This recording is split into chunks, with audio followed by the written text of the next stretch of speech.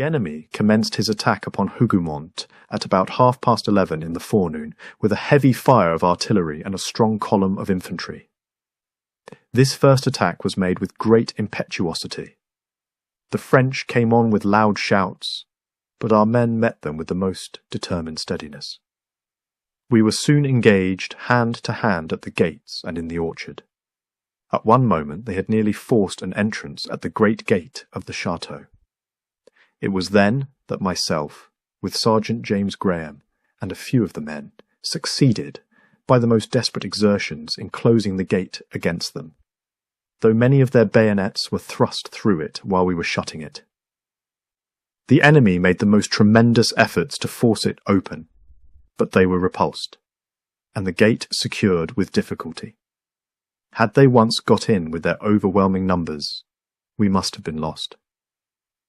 The action continued with unceasing fury. The enemy poured fresh columns against us again and again, but every attack was repulsed. The buildings were set on fire by their shells, and we were nearly suffocated by smoke and flame, yet the men held firm. The heat was so great that our ammunition threatened to explode, but still the guards fought on with the utmost gallantry. The struggle lasted the whole day, until the final defeat of the enemy. Hougoumont was never taken, though the French seemed determined to possess it, and sacrifice thousands of men in the attempt. I cannot speak too highly of the conduct of the officers and men. Their heroic bravery alone saved the post, and, I believe, contributed in a great measure to the victory of that memorable day.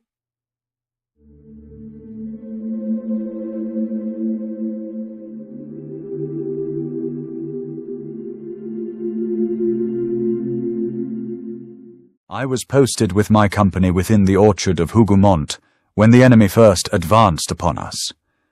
Their columns moved with a fearful resolution, and their skirmishers spread out like a swarm of bees, firing incessantly. In an instant the orchard was alive with musketry.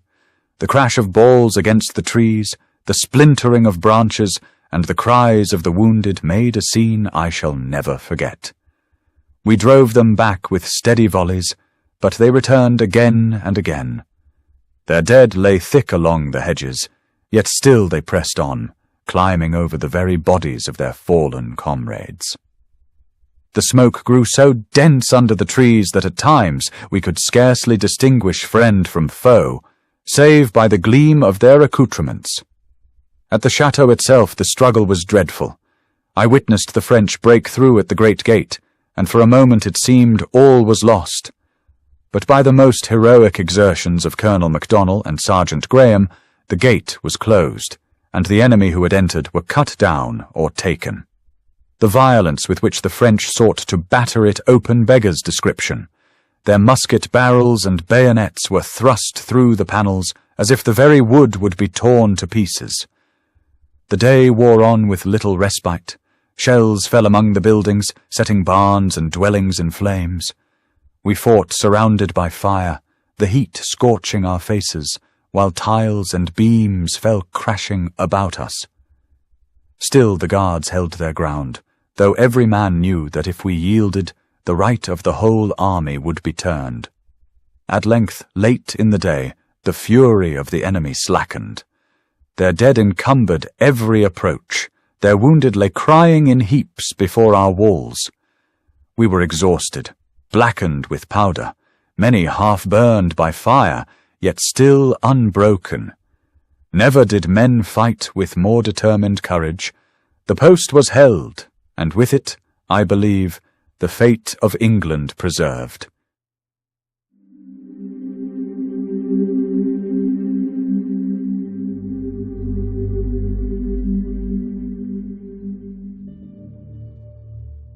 About 10 o'clock in the morning, we were marched into the orchard at Hougoumont.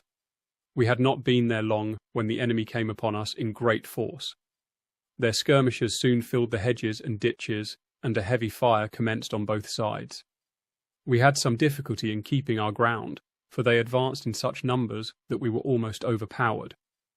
The French rushed up to the very walls and gates, shouting like madmen.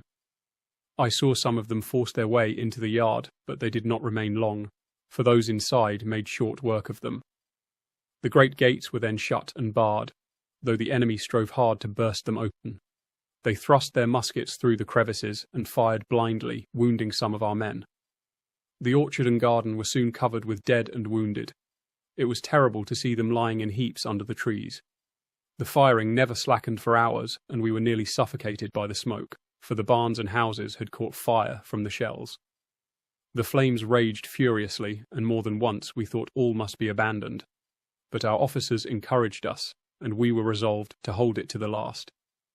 The enemy came on again and again, but were always beaten back with great loss. Towards evening their attacks grew weaker, and at last they gave it over. We were worn out, our numbers sadly lessened, and our clothes black with powder and scorched with fire. Yet Hougoumont was safe, and we had the proud satisfaction of knowing we had kept our post, though the enemy tried the whole day to take it from us.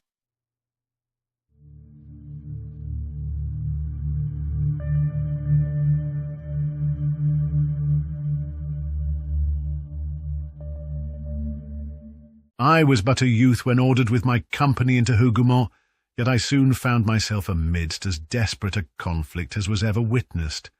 The enemy seemed bent upon our destruction from the first moment. Their guns poured shot upon us without ceasing, and their infantry in masses rushed upon the orchard and gardens as though determined to sweep us away by numbers alone. The musketry was incessant. The very air seemed alive with balls. Trees were shattered. Walls crumbled under fire, and men fell on every side.